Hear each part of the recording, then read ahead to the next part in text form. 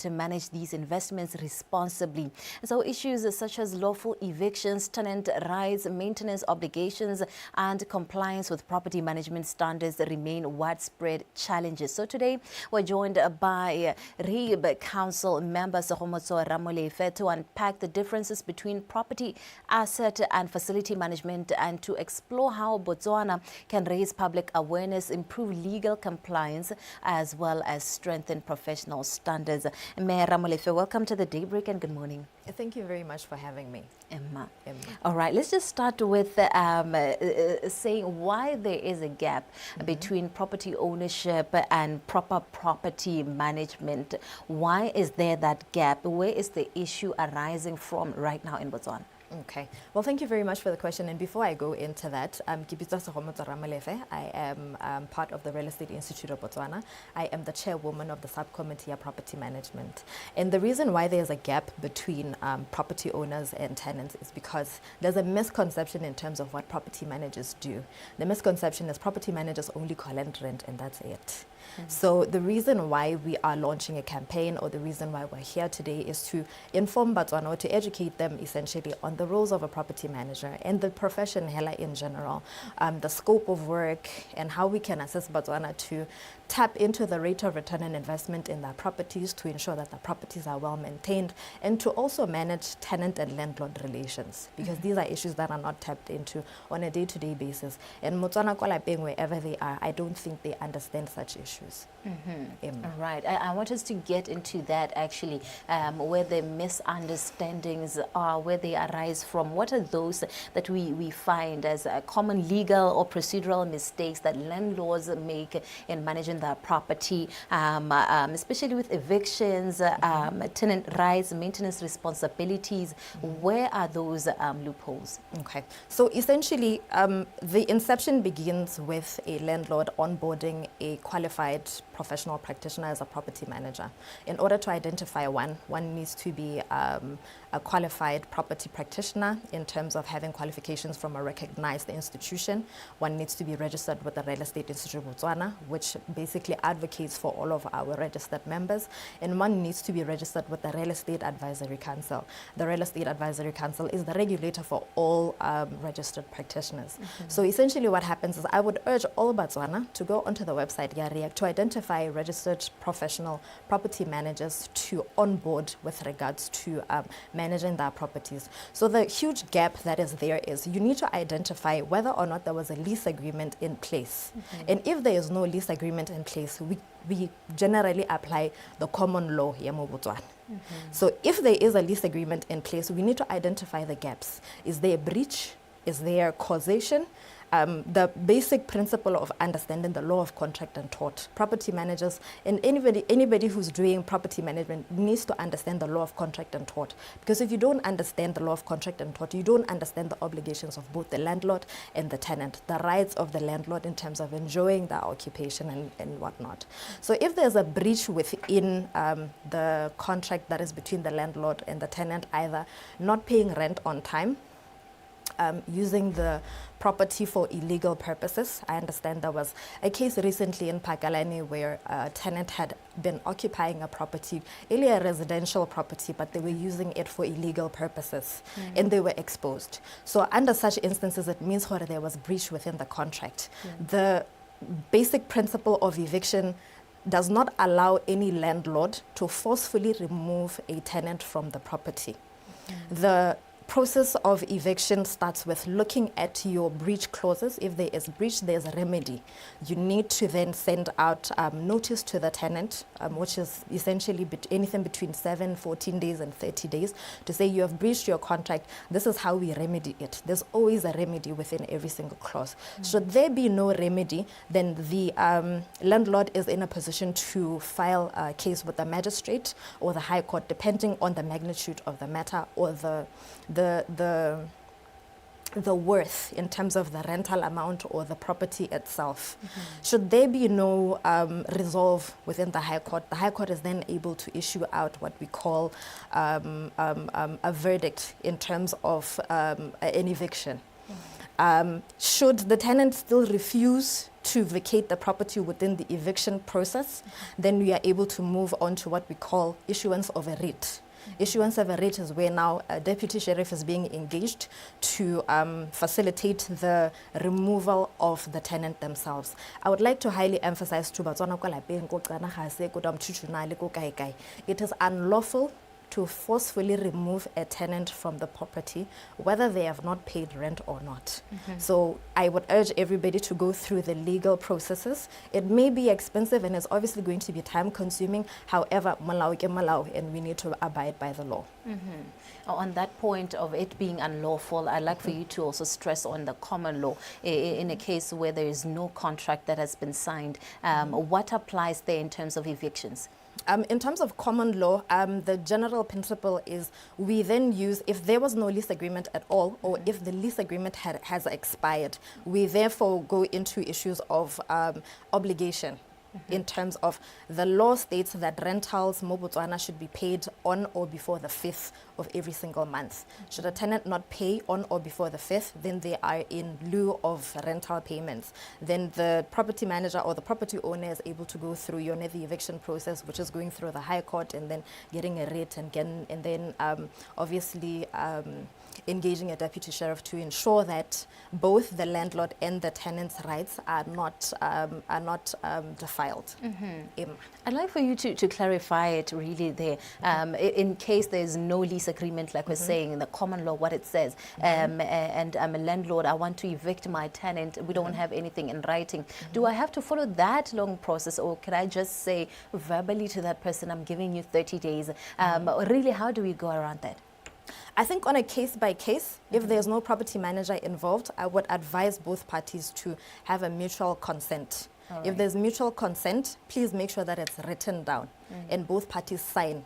Because if you have a written contract that speaks to these are my obligations going forward, I will then fulfill my obligations as of this date to say I will move out. And if you don't move out, you're able to use Mogalo or no to then file for eviction.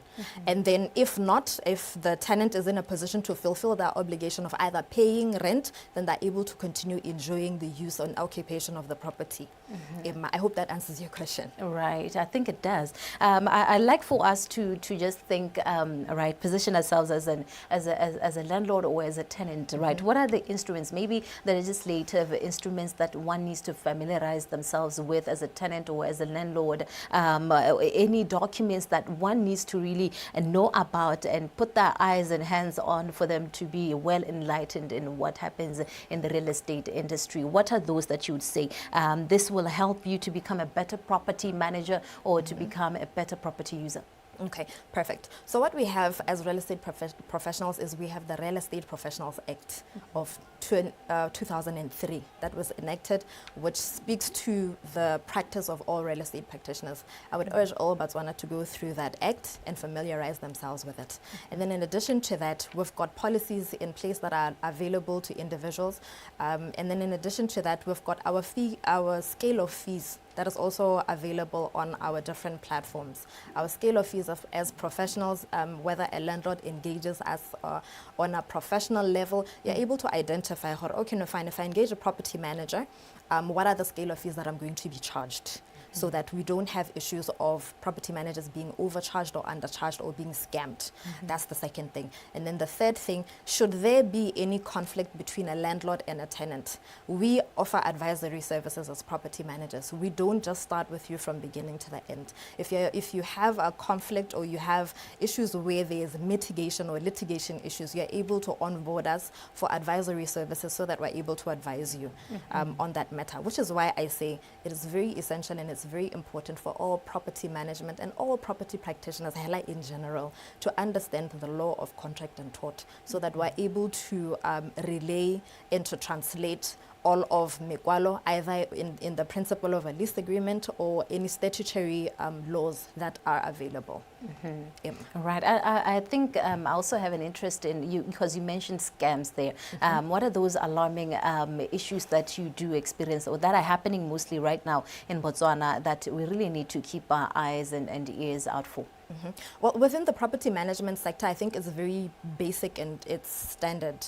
Identification of a property manager starts with going onto the Real Estate Advisory Council and identifying if this individual is actually registered or not. And if this individual is not registered with the Real Estate Advisory Council of Botswana, I would advise individuals to desist from working with this individual. If you choose to pursue this person, please get references and identify their track record in terms of the work they have done. Picking a professional who has worked or who is registered within the Real Estate Advisory Council protects you from issues of scam, issues of where an individual does not fulfill their obligations as a property manager. And if you do have any complaints, the regulator is able to bring both parties for mitigation. The most important thing, or one thing that I have realized that Botswana do get scammed over, is issues of rental. Where somebody says, I will manage your property, or I will ensure that your property is taken care of. They collect rentals on behalf of the landlords, and however, landlords do not receive or enjoy the rentals that are meant to come into their coffers. The most important thing that property managers do on a day-to-day basis is to basically ensure that the asset is well maintained. We protect the structural integrity and the functionality of a building, while we also tap the investment as well. We would like to retain our tenants. We avoid vacancies as much as possible by keeping the property tenanted on a day-to-day basis. We vet leases, we vet tenants to ensure if a tenant comes in to say, oh, I would like to rent out your property, do you actually qualify financially? We've got financial compliance, and then we also have the Financial Intelligence Act, which states that all professional practitioners need to ensure that there aren't issues of money laundering. So we go through all of the compliance issues to identify who you are, where you're from, if you're a foreigner, what is your source of funds, if you're local, if you're being funded internationally. We need to identify where the money trail is coming from. Emma. All right. And then in your view, what needs to be improved in terms of public awareness? Because we mentioned a number of the scams on this side as a tenant, this side as a landlord. There are scams either side. But what needs to be improved in terms of awareness there? Okay. I'd like to step away from the scams aspect of it for now, for a bit, but we're going to go back into that. I think the root cause of everything with regards to property management starts with the government. In the recent State of Nation address that the President had delivered a few weeks ago, we talked about NDP 12. NDP 12 talks about development and infrastructure and all of that. However, what we have noticed, or what I have personally noticed in my own personal capacity, is from time immemorial, properties that are owned or managed or rented out by government institutions, departments and whatnot become dilapidated over time. This in turn, I would like to say, is because of an internal oversight with regards to property management services. I think government is more reactive to issues of maintenance and issues of ensuring that the structural integrity of buildings are kept upright, instead of having proactive property management. Proactive property management speaks to the health and safety of individuals in the property. Are your elevators functioning well? Our fire alarm systems, our staircases, our cleaning situations. We don't want a situation where individuals or clients are coming in and we have a cleaning lady who is cleaning at that point in time. That is a risk factor. So in terms of the property management sector, I think what we need to do is start on a large scale with the biggest employer of the country, being the government. And then within the private sector, different individuals and different companies within the private sector have done significantly well in terms of property management. And I would like to advocate for all of our members in regards to say, I would urge Botswana to identify a registered property practitioner to assist with all property management needs, because at the end of the day, your real estate asset is your biggest asset, and we want to tap and unlock all of your return on investment, and we hope to have related or market relatable rentals, because at the end of the day, it doesn't help to maintain the same rental over 5 to 6 years. All right. I think you have really said it all, but I'd like to give you this moment as we round up our conversation to say to be legally compliant as a tenant, to be legally compliant as a landlord, what would your advice be for the first steps before I step into a house, before I hand over the keys of my house? What would your final advice be? Okay, so for individuals, in terms of how we vet individuals and companies, we identify who you are in terms of your identification, your ID or your passport, your confirmation of employment, if you are employed, if you're a company, your company documentation to identify which company you are. Very important, financial compliance in terms of your either annual returns or your financials, bank statements. The matrix that we normally use is, in order to rent a property, you need to at least earn, your rental should at least be 40% of the overall rental. That is the matrix that we use. In terms of a landlord, what we do in terms of compliance, we want to understand if you are indeed the owner of the property, in terms of identification, your ID, your passport, your title deed should match. And then the rental also. What we have is we have a Rent Control Act, Botswana. However, you do know that our rental market is dictated by the open market, which is supply and demand. So we see rentals going on the up and up because urbanization, and then we've got an influx of supply within the real estate market. But with new developments coming up, we see we like nicer and better things. So rentals are going to be on the up and up in that regard. All right. Well, thank you so much. I think the way you've ended it, it's an open conversation again for something else to say. What is the market looking like? And in real estate, where can we really put our fingers in to make sure that we do something with our economy? But thank you so much for your time this morning. Thank you very much, and have yourself a great day. You too. All right. That was Ms. Homoso Ramolefe, a council member with REIB. Of course, we're talking right now what's happening in the space of real estate and what we really need to be aware of and how to put our hands around different legislature pieces and what we should do to put them into good use. Wena ole buhirisi wena ele wena o leng gore ke wena mong wa jarata wena solantse weekend sa rona.